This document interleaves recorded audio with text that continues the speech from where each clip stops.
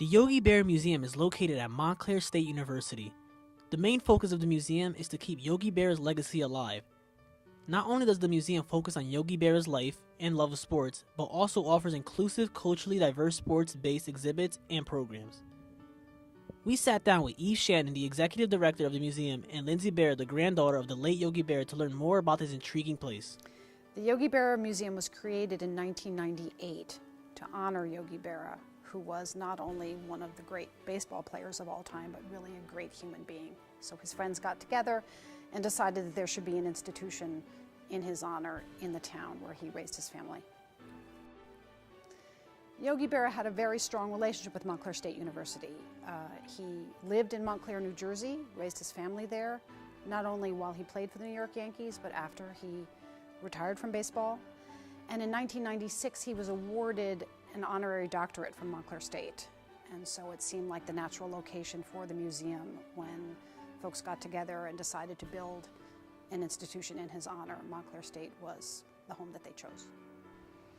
I think the museum is just a place where anybody who loves baseball can come and kind of visit with that period in history, and it obviously brings a lot of people who are Yogi fans, and I just love being there when those people come through and being around when they tell you, I saw your grandfather play in this game, or I met your grandfather at the grocery store and he was so nice to me and I had this interaction with him and it meant so much. And I think it just is a way to kind of bring people back. I think anybody that looks back on being a baseball fan as a kid, it kind of is like a happy time for them, and the museum is sort of like a cornerstone for everyone for all of those memories. One of the remarkable things about Yogi is how accessible he was, and so many people, not just the staff and the board of the museum, but visitors to the museum had the opportunity to meet him when he was alive. He spent a lot of time in the museum. He would frequent the galleries, he would come to events, he would come to programs that the museum held, and so anyone who visited the museum often had the opportunity to encounter Yogi, talk to him. He was always happy to speak with young people in particular. He spent a lot of time with the kids who came to the museum. My grandfather enlisted in the Navy during World War II. He actually wasn't even drafted. He enlisted before he was drafted. He probably would have been drafted inevitably, but he just had this desire to serve his country. And he did enlist in the Navy. He did not talk about his service very much. We know that he was part of the D-Day invasion. He actually got a piece of shrapnel through his hand and was recommended for the Purple Heart, but he declined the medal. He didn't fill out the paperwork because he didn't want his mother to get a telegram at home and find out that he'd been hurt and be worried. But he was in the Navy. He was off of Omaha Beach. He was a machine gunner's assistant on an LCSS, which is a little boat that came off the USS Bayfield. It's an amazing kind of thing, that greatest generation. They served in the military and then went on to have so many other great careers. Obviously, Grandpa came back to be a baseball player. We do have an exhibit right now in the museum that shows all about Grandpa's military service, where he was. He was in submarine school at New London. He actually played baseball in the Navy a little bit. He was an undefeated boxer in the Navy, and then obviously went on to the D-Day. But he's been really good with veterans. We do a lot of veterans events at the museum, and we try to incorporate Grandpa's military service into the exhibits and the programs that we offer.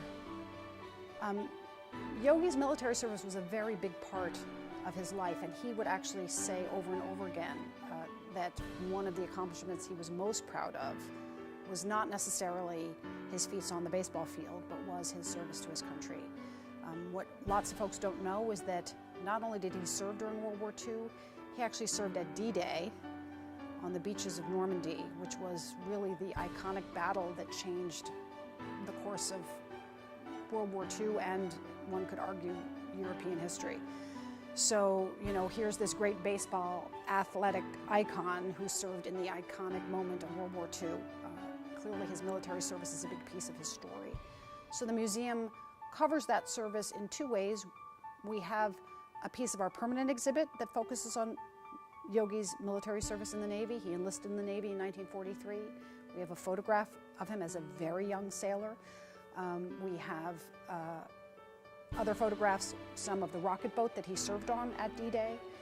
And in addition, just recently, in September of 2017, we opened a new exhibit in our temporary cases It's called A Hero with Humility, Seaman Second Class Lawrence Peter Berra, because before Yogi ever donned pinstripes as a New York Yankee, he served in the U.S. Navy, and that exhibit really focuses on various assets from the museum archives that have never been seen before by the public, his naval discharge papers, the shipping list when he was sent over that has his name on it, his uniform.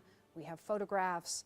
We have many tributes and honors that he received for his military service, medals, certificates, flags, U.S. flags that were flown in his honor. So clearly that piece of his experience in the military is a big part of the story that we tell at the museum, and we've been using a piece of that story as a way to connect with the military community, not just active military, but former military members, veterans. We offer resources for veterans, we hold programs for veterans, all as a way to honor Yogi's legacy and his service to country. At the Yogi Berra Museum, we have a whole bunch of really cool things on display. We've got all 27 of the Yankees World Series rings. We have my grandfather's MVP plaques. We have this really cool thing called the Mittmobile, where you can try on mitts from the 1890s up to current catcher's gloves. But I think my favorite thing, I always say, if the museum were burning down, the one thing that I would grab, there is a one-off original Leroy Neiman charcoal drawing. Leroy Neiman, obviously a very famous artist, and he did this picture of my grandfather in the 60s at spring training, and it doesn't even have a face. It's like a silhouette, and I just think it's brilliant, and it totally captures my grandfather. And I do think if the place was on fire, that would be the one thing I would grab and run out. The museum is full of really wonderful objects from the world of baseball, so any baseball fan, loves visiting.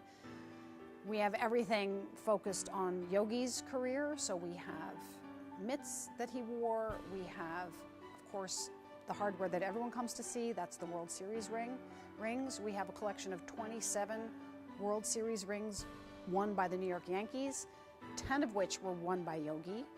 That makes him the winningest baseball player in the history of the game. Nobody has more rings than he did. We also have jerseys that were worn by famous catchers. Yogi was, of course, one of the great catchers. We have a jersey, from other Yankee catchers. And MVP plaques. We have Yogi's MVP plaques. We also have the plaques from Monument Park that pay tribute to Joe DiMaggio and Mickey Mantle. So really,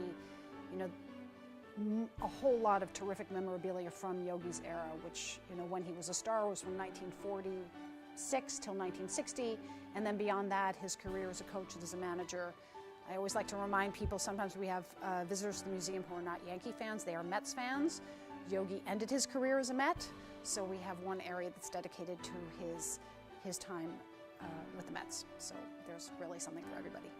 When Jackie Robinson stole home in 1955, I swear, my grandfather, my entire life, anytime anyone would even mention Jackie Robinson's name, they would get to the point where they would say, like, they would get the first syllable of his name out, and my grandfather would just go, out, he was out. So I was obviously preconditioned to thinking Jackie was out, but I have seen the video, and I've seen the sequence of photos, and I do very firmly believe that Jackie slid right into my grandfather's glove with the ball in it, so I would say he was out.